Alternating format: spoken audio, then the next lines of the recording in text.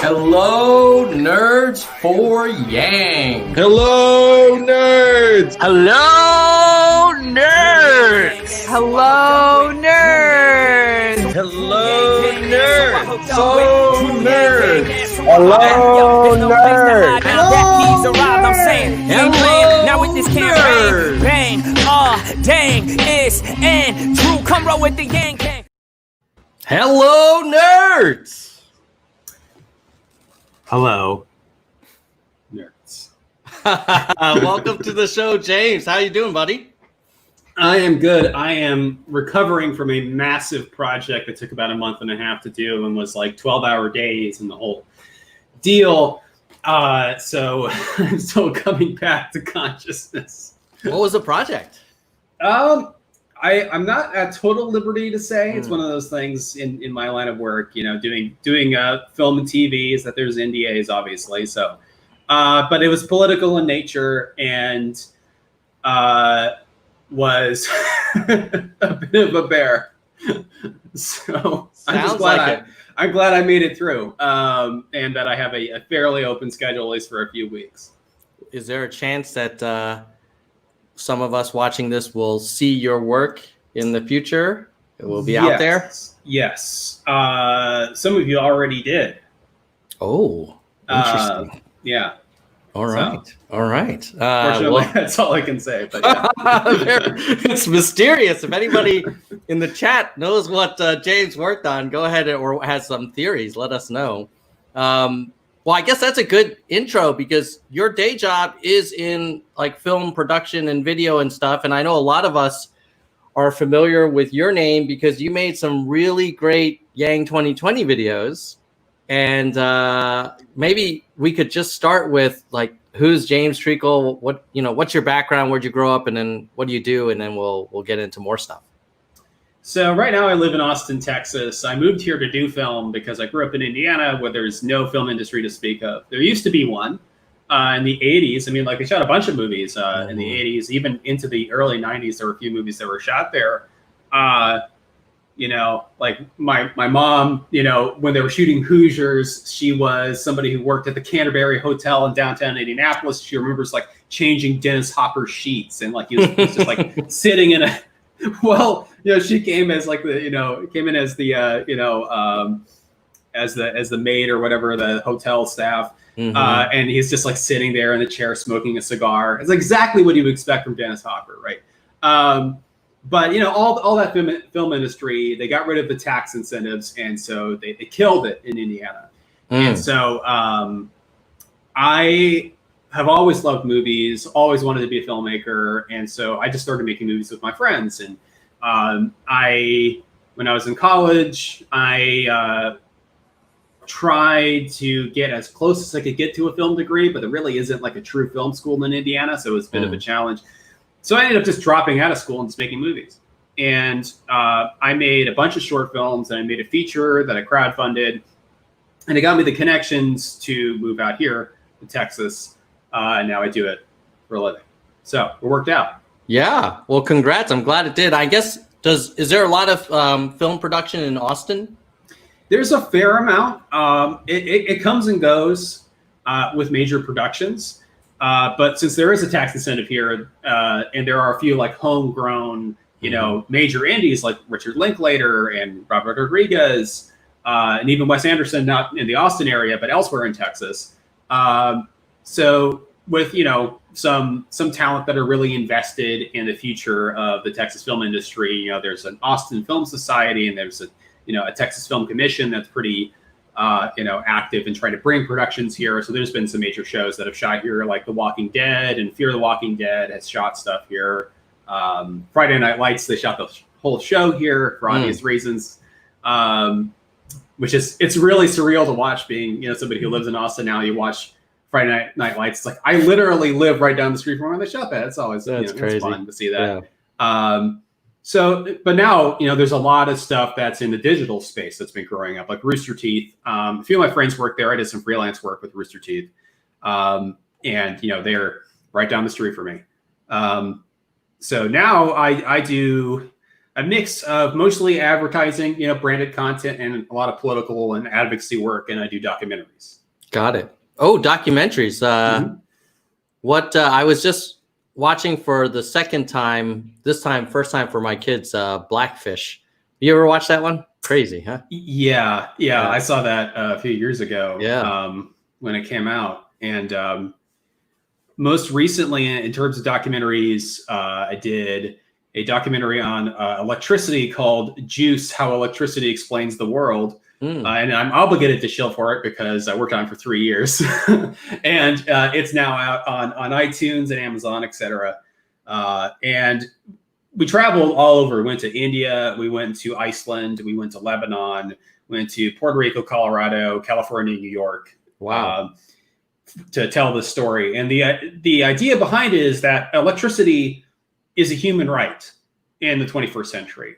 And it changes the outcomes of pretty much everything that we care about in terms of women's rights and education and health and wealth. Everything is tied into it. So one of those things that kind of dovetails well with universal basic income is a concept of like fulfilling the base needs of everybody in the society. Electricity, if you don't have it, basically it doesn't matter how much money you have, right? It really, in my mind, especially after working on Juice, money is kind of an expression, or wealth more broadly as a concept is kind of an expression of energy, how energy is allocated in a society. So in my mind, these things are really an expression of the same principle. Yeah, I mean, that must be a fun job you've got. Do you like write and produce, or do you film and edit? Like, what parts of the production process are you involved with? Everything. I do everything, but I didn't direct Juice. I co-produced it and I edited it. So editing is most of what I do these days because it's the thing that kind of pays the bills the most. Yeah. But I do a fair amount of producing and writing as well. Got it. And so tell me a little bit about your journey into the Yang Gang. And like, of course, a lot of us support him, but you're one of the people that made really kind of high-end looking content about the campaign. What was that? How did you start doing that? So as I mentioned, I do a lot of political ads. I've made a few hundred now for Democrats around the country. And so when the ads started to come out for Andrew, because I was so passionate about the campaign, one night I couldn't sleep and I was like, you know what? I'm just going to make one and see what I can come up with, Yeah.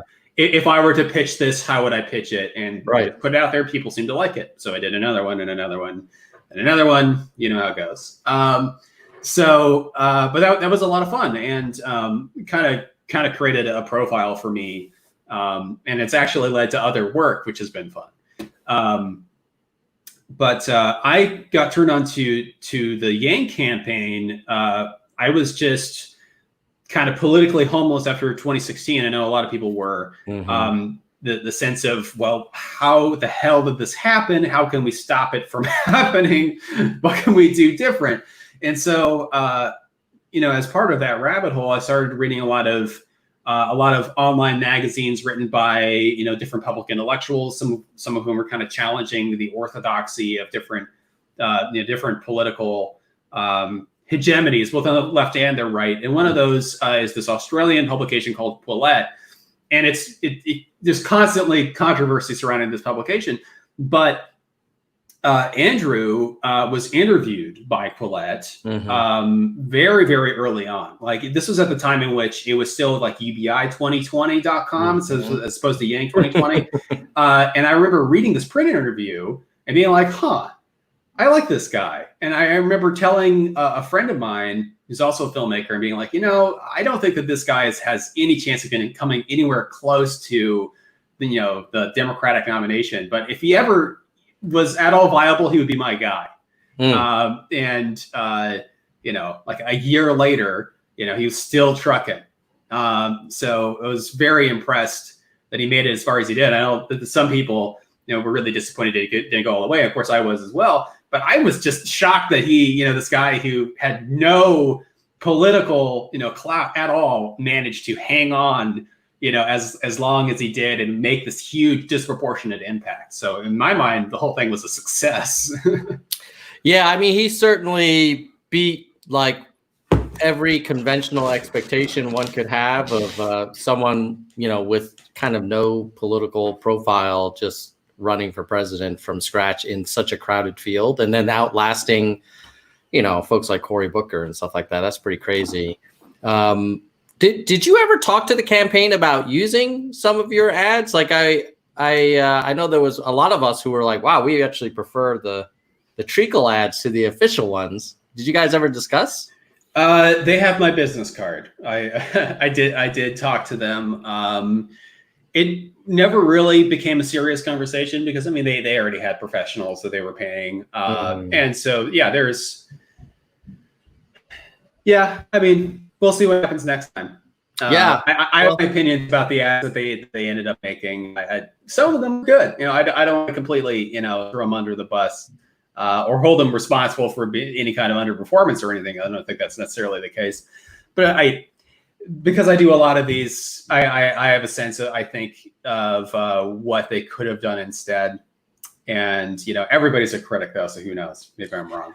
Yeah, well, I can't pass up the chance to critique some ads while I'm talking to a guy who makes ads for a living. Like, when you think about the Yang 2020 ads, the one I remember, I think it was one of the first major ones, was Andrew and Evelyn at their home, and they're like making food for the kids or something like that. And my sense was they're trying to present kind of like the softer side, the family man, that kind of thing. Did you feel like, and I remember your ads were more kind of hard hitting. Mm-hmm. What was your take on that ad? They fulfill different roles, and part of the reasons why I didn't go in that direction is because they already were going in that direction. I actually think that those were some of the better ones because you do want to personalize your candidate, and I think just the two of them together, they have a really great look. As a political team, they gave off a very good vibe. Like the benchmark for that kind of thing, even though they had obviously lots of problems, is the kind of like the Kennedys. Like you want to give off like a vibe of like, oh wow, like you can kind of see them together in the Oval Office. Like in many ways, it really is like a celebrity popularity contest. And so having these two good-looking people sitting next to each other, looking good-looking with their good-looking family and their good-looking home, those are all good choices. But I think for your flagship advertising, there were elements of what I felt was Yang's brand that came across in his stump speech, that came across in his interviews, sort of an edge to him that was sanded off for a lot of the ads, not all of them. I'm thinking of one in particular in which, it's him, riding in a self-driving Tesla that helped kind of tap into like technology and like automation is the future.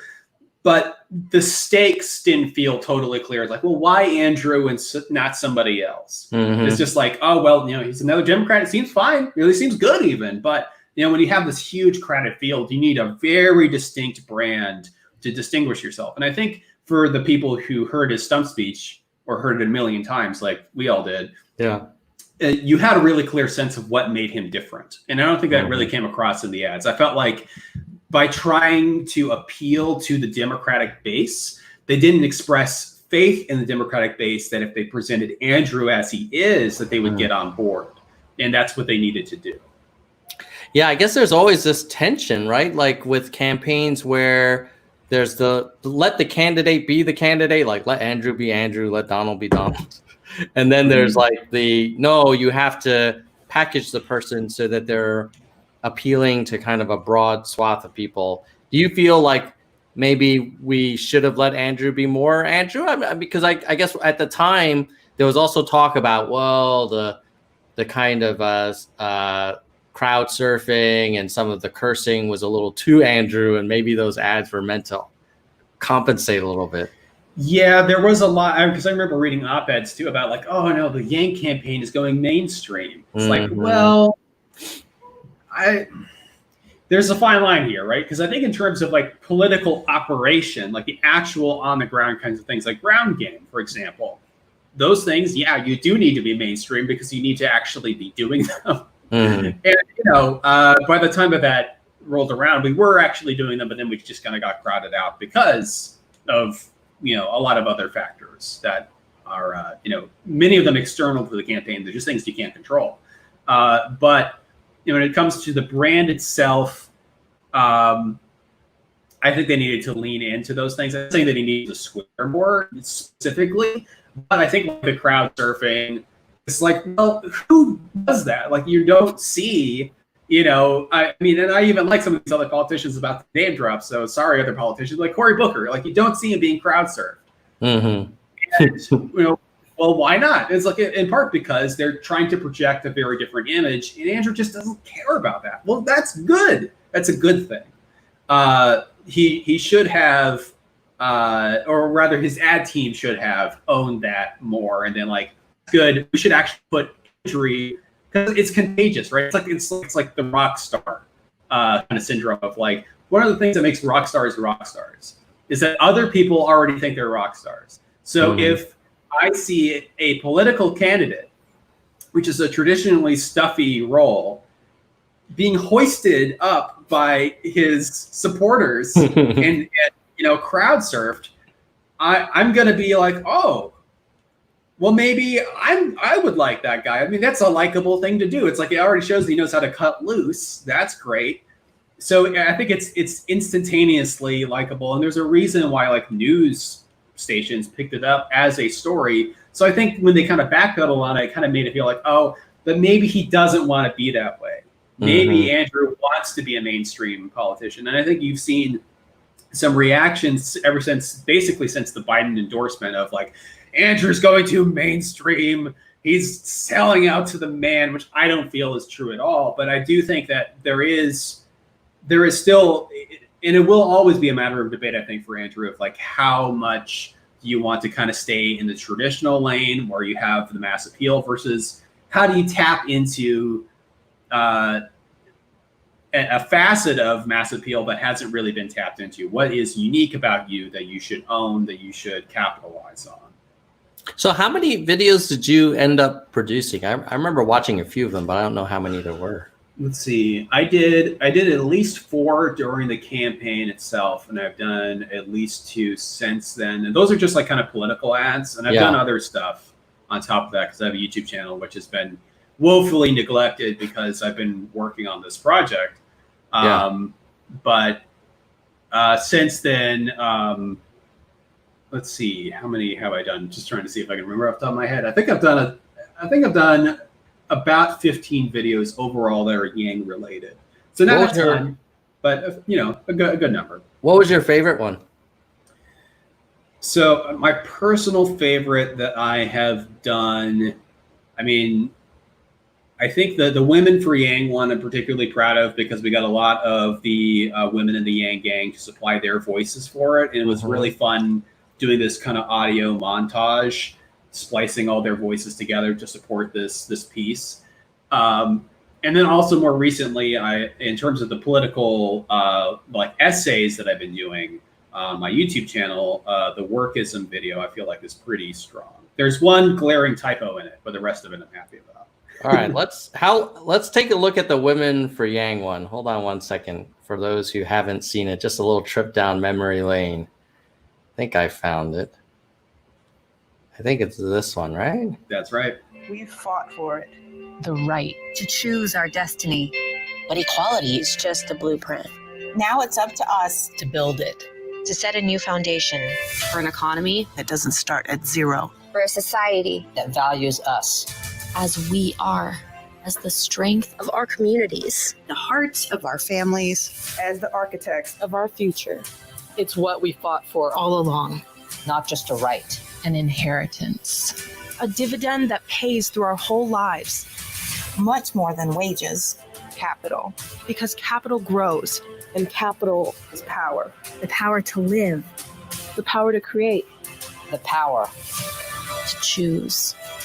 We call that power Freedom. We owe it to ourselves. We are the women of America. Join us in voting for Andrew Yang as the Democratic nominee for president in 2020. We owe it to ourselves. Not too shabby, sir. It brings back memories watching stuff like that. Yeah. How much sort of hope and optimism and kind of freshness. Mm-hmm. And right now, like, I don't know, of course I'm going to vote, and I'm going to vote for Biden, and I'm already donating to him on a weekly basis, but it's a different kind of vote. It's more of a vote of like, oh shit, the house is on fire. Right. I don't care, you know what I'm going to do. I'm going to put that fire out. Whereas I think Yang was like, wow, we could have an electric house, you know? Right. Like one felt like a leap forward, and the other kind of feels like maybe a step. And like now, that sounds really damning of Biden. And I know that there's a lot of Yang gang who might have been, you know, maybe just politically undecided or more like there's a whole swath that's interesting because they kind of cover the entire political spectrum. Of specifically ones who are like kind of like Biden negative members of the Yang gang. But I will say to those folks, it's worth your time to go look at Biden's policies, because the more I've looked into Biden's actual platform, and I know that we've been spoiled with Yang and like the sheer number of you know policy links on the web, but in terms of actual detail, I think you'll be impressed what's on Biden's website. There's really good stuff there, and I think that, you know, my brother he put it pretty well that it's like they're trying to build like a Voltron of Democratic candidates. It's like, well, we kind of took this from Pete Buttigieg, and we took this from Cory Booker. We took a little bit of Yang here with the fourth industrial revolution, and we took a little bit of the Green New Deal here, and a little bit of this, and a little bit of that. And so, no, it's not perfect. No, it's not. You know, it's not like the young, you know, fresh-faced, you know, forward-thinking, you know, Asian American dude that we all wish was the nominee right now.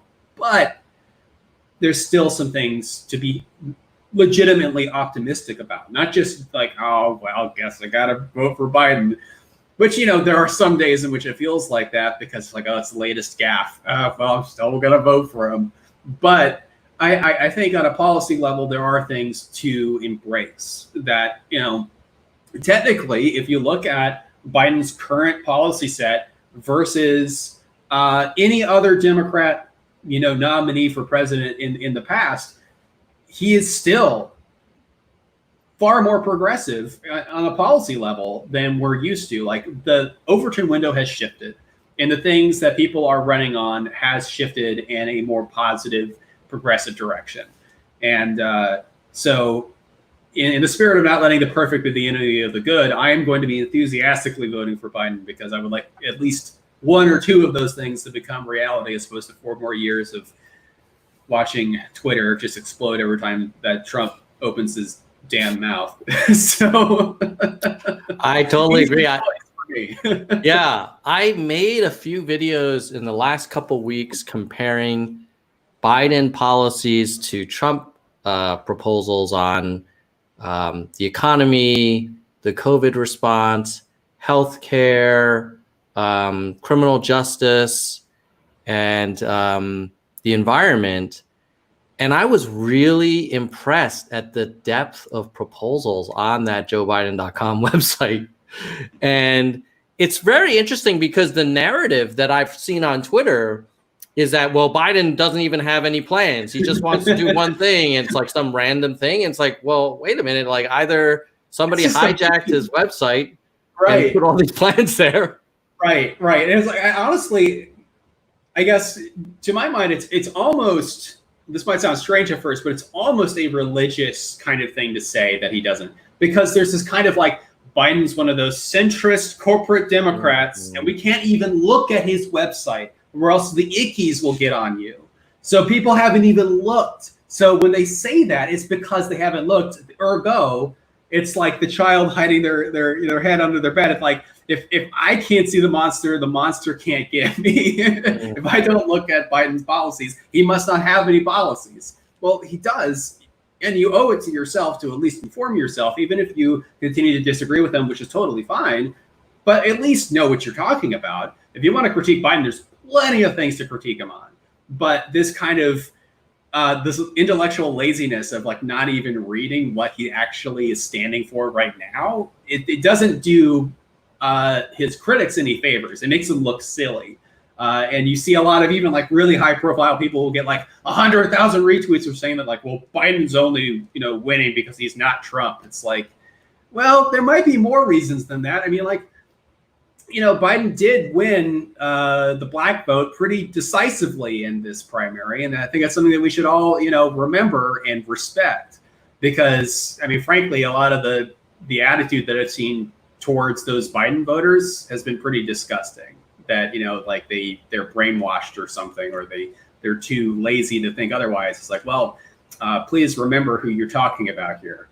Yeah, totally. People, they are voting on principle. They're not voting just to vote. Like they made this decision for a reason.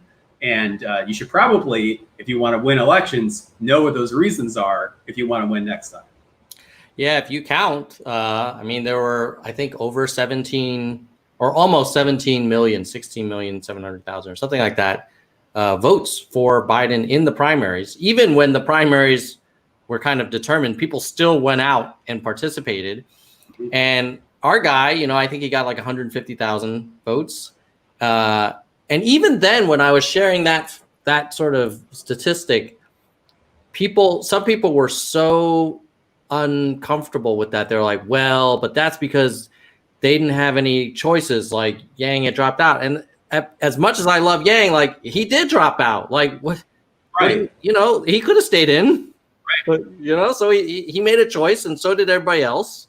Right. And blame Biden for that. And speaking of respect, too, it's like, well, the reason why Yang dropped out is because he looked at his path to the nomination, and being somebody who's trying to make decisions based on evidence, rationally decided that he no longer had a path to the nomination. So if we respect Yang and his brand of politics, we should also respect that he probably made the right call. I mean, there's, everybody can come up with like an alternative, unfalsifiable what if scenario. But I mean, those things are fun to think about, and maybe we can learn something from thinking about them, but they aren't necessarily mapping onto what really happened or the more, statistically likely things. I agree. I mean, let me just share for folks who haven't taken a gander at that. So if you go to joebiden.com and then there's a Joe's Vision section, this reminds me a little bit of the Yang policy section. There's a lot here. I mean, it goes on and on and on. And then if you click into any specific, section, then it's like dozens of pages of specifics with facts and goals and themes. Yeah, I mean, this is serious policy. This is not lazy. We'll make America better. Right. We'll do things different. Like, no. Like this actually has like a point by point with hyperlinks and references.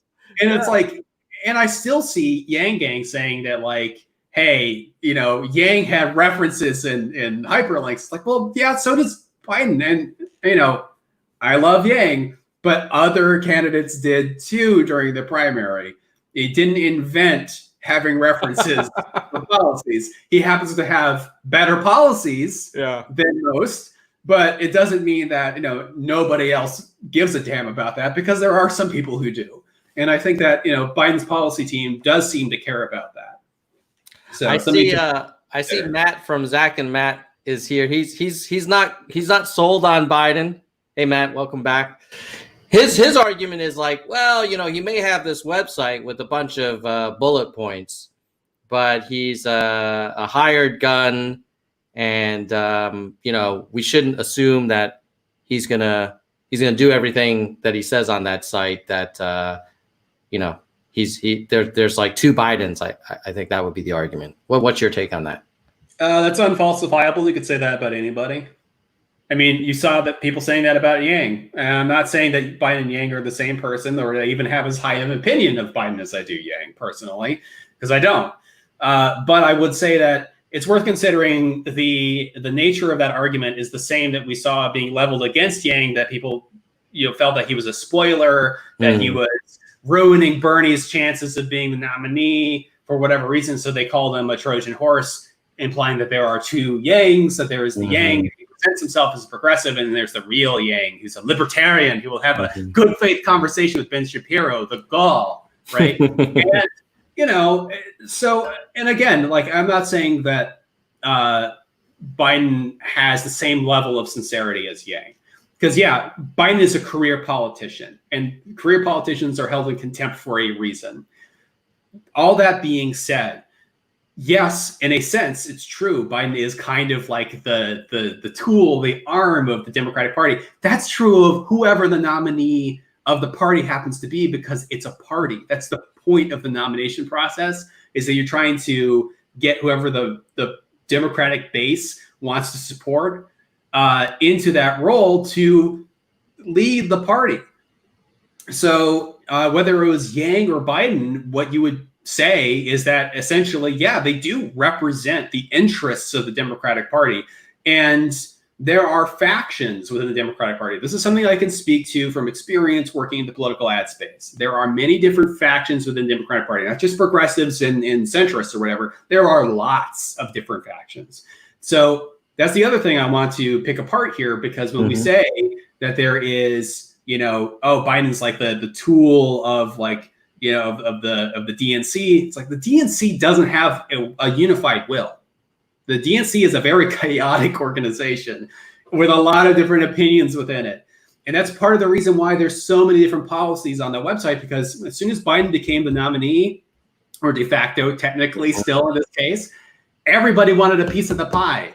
So all these different competing forces got to weigh in. And the point of the party is to try to build this coalition in which there will at least be some semblance of consensus. Now, does that mean that some of these things that are on Biden's website, Biden himself may not personally be that passionate about? Yeah. And that is one of the distinctions between Biden and somebody like Yang. If Yang puts on his website, I think we all feel confident that it's something that Yang personally believes in.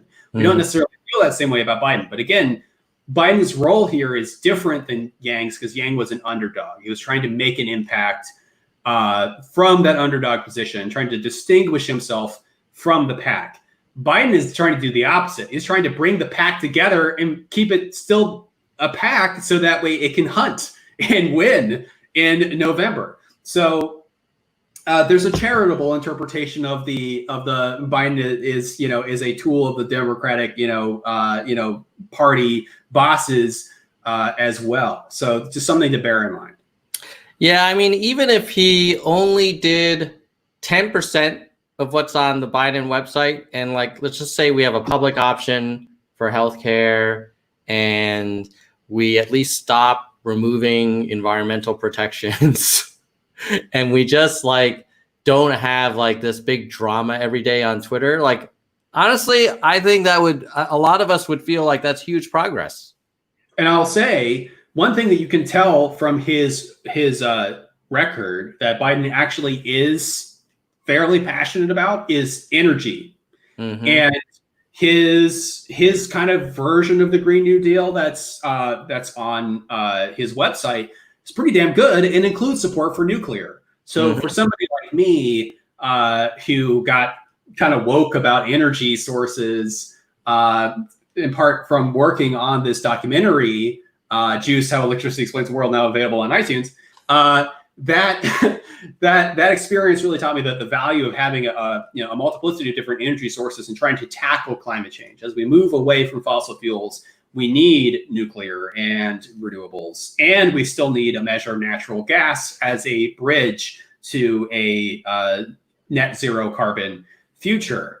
And that's pretty much exactly what is in Biden's bill. Now, it has some things that, energy experts and climate change experts can critique, but it's still pretty damn good.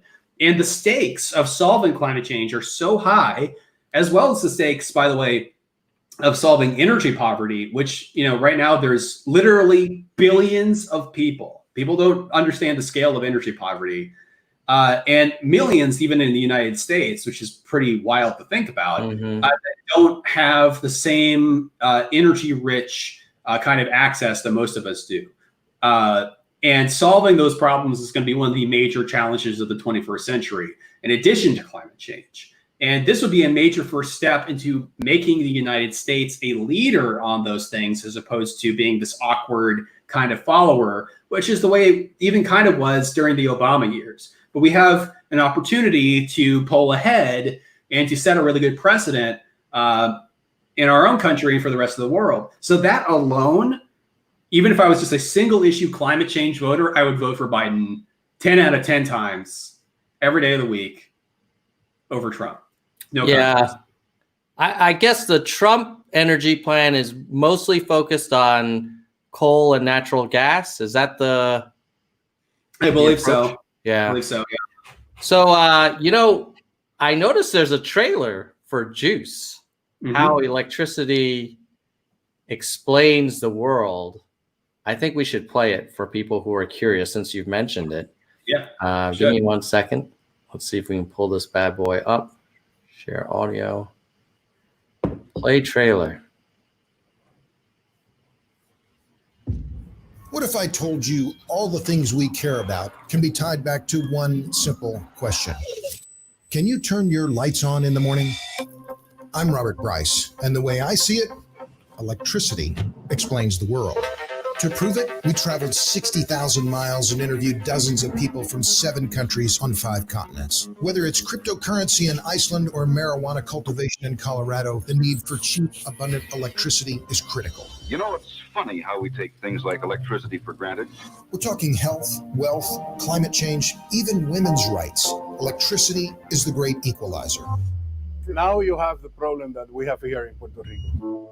We know that there are about 1.2 billion people in the world today who have no access to electricity at all. If people have a choice between either no energy and dirty energy, they will take dirty energy every time. What makes you think that Africans' need for power is inferior to an American's need for power? Everywhere we went, we saw the same thing. Power equals power. But how are we going to plug in every person on the planet without killing the planet? Reducing carbon emissions, fighting climate change is a big challenge, and you don't want to take anything off the table. And you can marry dense fuel with human ingenuity. We can do nearly anything. We have to plug them in now. It begins now. Electricity does, in fact, explain the world. We're going to show you how. All right. Looks interesting. So that's available on iTunes and Amazon? Yes, it is. And it's a merciful 88 minutes. So if you're tired of movies being too long, we made a very fast-paced, engaging documentary, and it's something that your whole family can watch and everybody can learn something. I mean, we try to make it educational and emotional. It's the human story of electricity. I have some audience questions for you, James. Matt wants to know about the voiceovers. They're typically for your videos.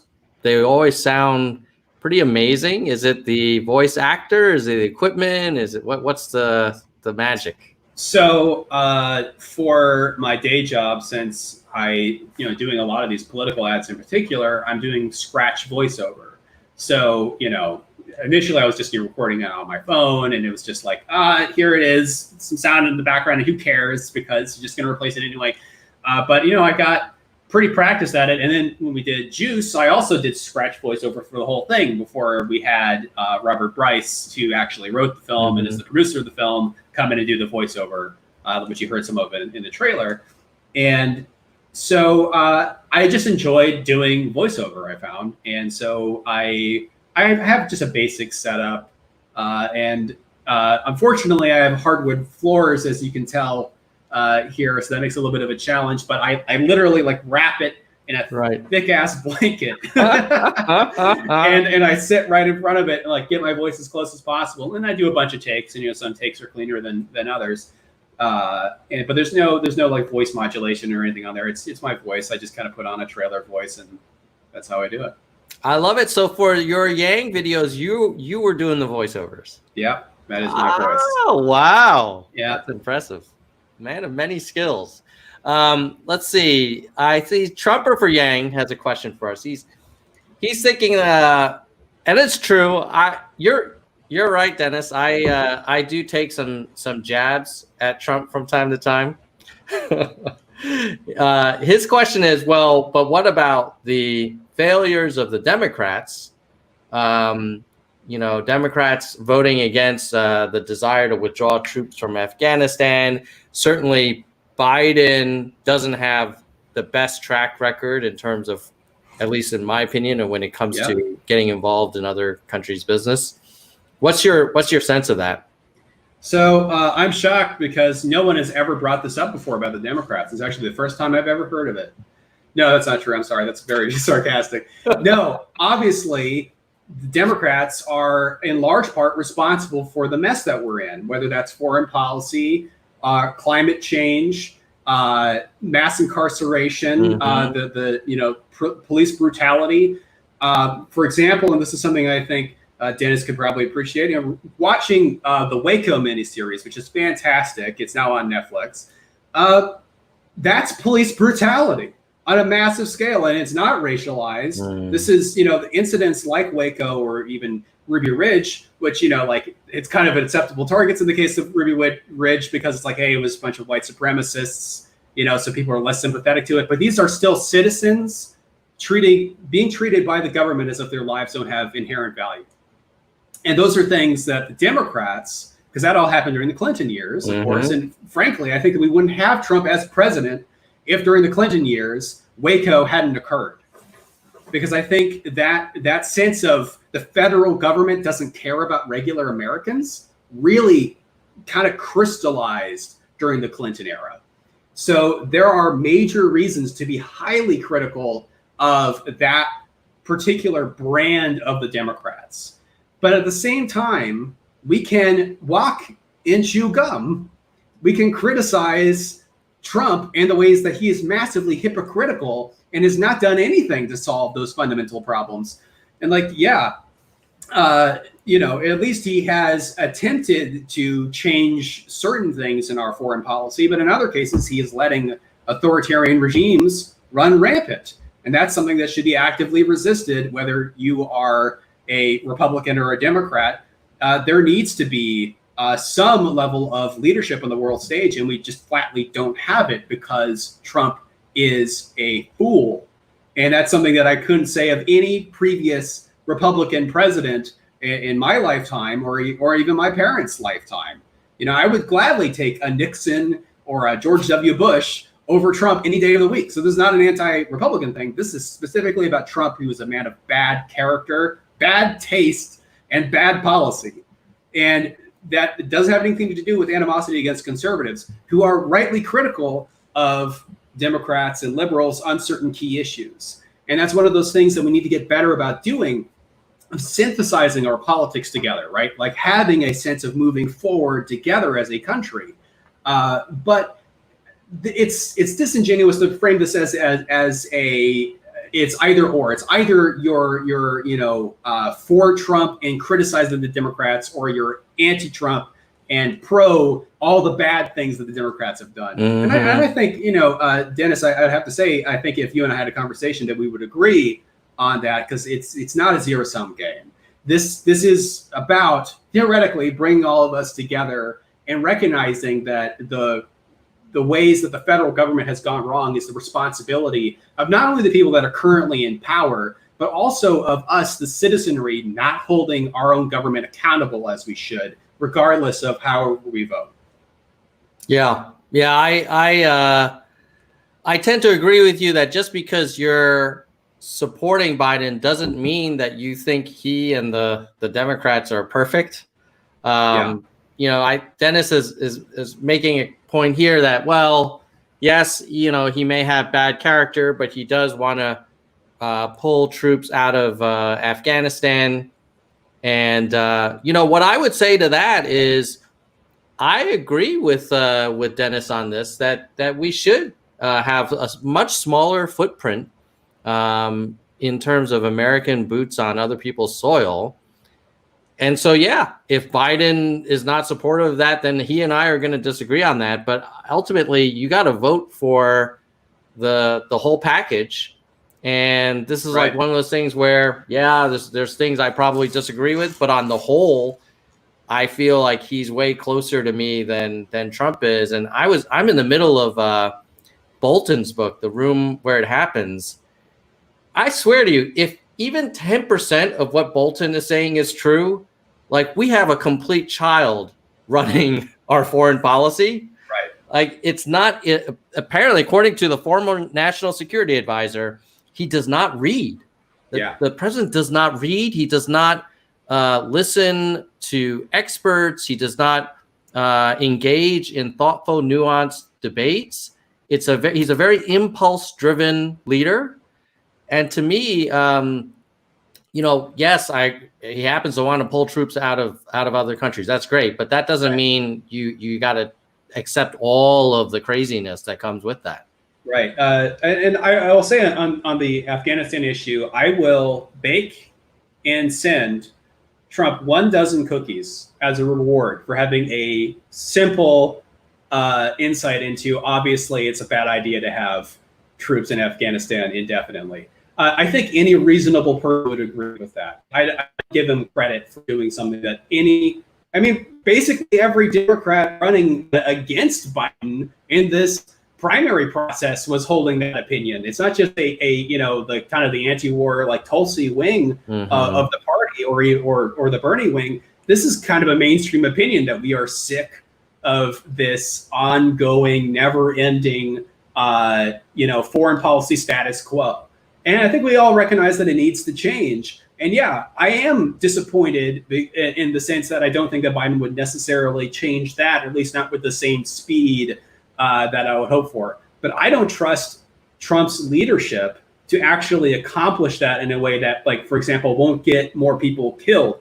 Like, for instance, what happened with the Kurds. Because there's a way to pull out of a region, and there's a way to just leave a region and leave your allies high and dry and let them be, obliterated, which is a massive stain on America's reputation as a force for good in the world, insofar as we still have one. And I would like to prevent those kinds of things from happening. And that requires a basic level of competence in leadership. And frankly, we are never going to see that from Donald Trump, because he has never been a competent leader or a competent businessman or competent in anything. Yeah, he's kind of the anti-Yang in terms of whenever I watch him speak, there's no data, there's no facts, there's no logical progression of an argument. But I definitely index more on that, because a lot of people will say, yeah, but if you actually look at Trump's policies, like some of them are not that bad. And for me, it's like, yeah, but if I hire someone to run a company, first, I got to trust their character, their integrity, and their general base competence. Yes. And then we'll talk about your resume. Yes. And I feel like he doesn't pass that first round interview. Right. Yeah. And, to be fair to critics of Biden, too, that's one of the concerns about Biden, is that does Biden have the character to be the president? And I will say that I don't think that his character is that awesome, but I also don't think that his character is really anything close to Trump's level of bad character, because I think what you see with Biden is mostly, not exclusively, but mostly good intentions that go bad. In terms of Trump is cynical and he is self-serving. He has always been that way. And it's a matter of public record. And if you want to know what Trump thinks about the world, he is happy to tell you exactly what he thinks and feels. And you can make your own judgment of whether or not this guy is somebody you want to be in charge of anything for yourself. Yeah. Let me quickly switch gears with you, James. I know we're running towards the end of the interview. I noticed that Erica Rhodes is in the house. She's a big fan of your work. And as you probably know, she's running for Congress. I was curious, do you ever do ads for people running for Congress, and then for the Yang Gang running for Congress? Like what does it cost? Like how much do they need to raise to put together like a kick-ass ad? Well, I take it on a case-by-case basis. I can't work for free anymore, unfortunately, because I did a lot of work for free, and I'm at the point now that, I mean, frankly, my skill set is pretty valuable. So there is some price to it, but it's one of those things that's open to negotiation based on the scale of the project. So I can't really answer that question here because it would depend on what you want to create, how many people you want to see it, how sophisticated it is, etc. But it is something that I am doing. I am making ads for Yang Gang for Congress people, and I'm planning on doing a great many more in the future, because it's a privilege to help, this new round of people who have been inspired by Yang 2020 to step into the political ring. I mean, it's incredibly exciting, and it's something that I'm very grateful for. And I know that, in this kind of post Yang, dropping out, there's been a lot of, sense of, well, what's next? What's the next direction, right? And there's, in part because Biden is the nominee, and a lot of people have had trouble making peace with that. There's this, stalled out enthusiasm, and like you were talking about earlier, we have this, this optimism that we had during Yang 2020 that has kind of eroded since then. Honestly, even just working with some of these Yang candidates, like Erica Rhodes, I just I did an ad for her a couple months ago when she started her first round of fundraising, and she raised a lot of money off of the strength of that. And I'm grateful that she did. I was grateful that I was able to help her with that, and I plan to do more work with her in the near future, and that has helped kind of rekindle that optimism. I think there's a lot of reasons to be excited about the future of the Yang Gang. Yeah. So for those who are thinking of running for Congress and they wanted to get an ad, like, what's the ballpark? I mean, not just for you, but for anyone. Like, what's the damage that it's gonna cost? It's hard for me to say, in part because it's just it's one of those things that really depends on the scale. But I will say a lot of the ads that I have worked on that are coming from the mainstream Democratic Party, let's say, are kind of filtering their way down to me. Some of these ads have cost tens of thousands. In terms of how much I'm specifically getting paid to do those, let's just say that my rate would be much more reasonable compared to that. So I think it's attainable. It's very much so attainable for even a small campaign to do even a couple of those ads. And if it raises more money, then you can put even more money back into that advertising.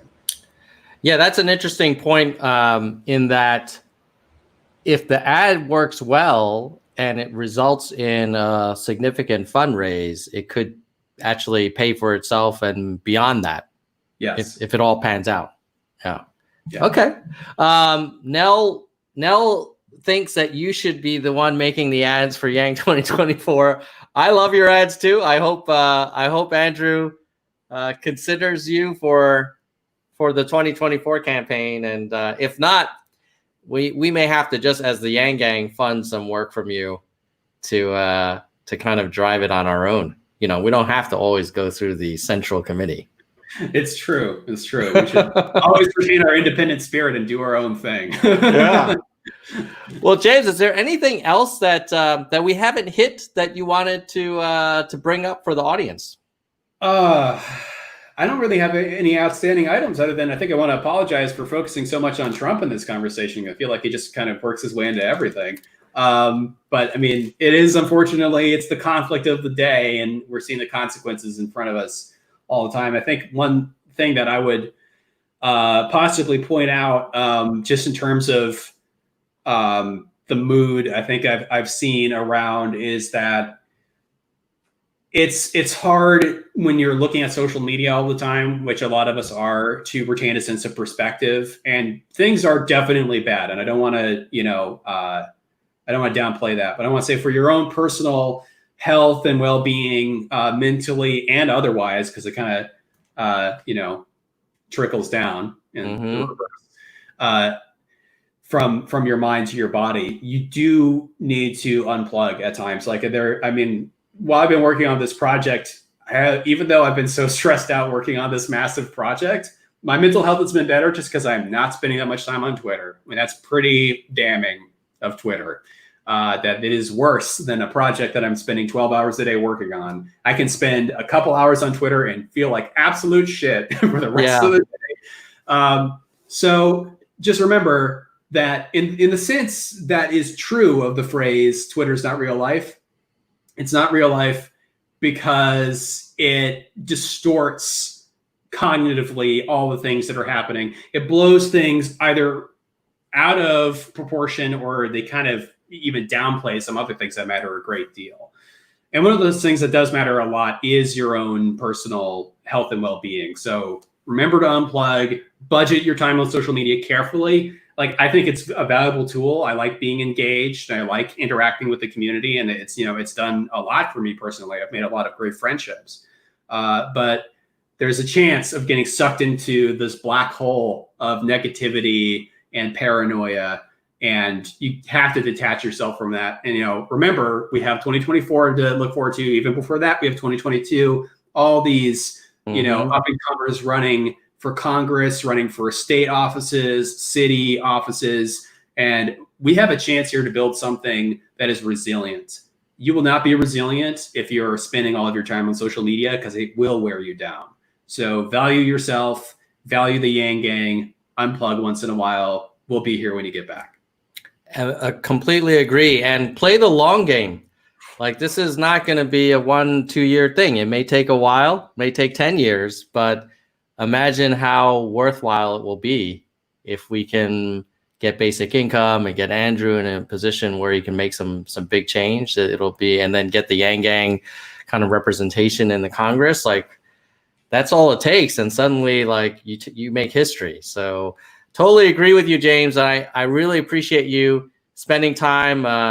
I'm going to be rolling into another live stream in a few minutes. For those who can't get enough of the Nerds for Humanity, we'll have Ronnie from Read My Lips coming on to the show.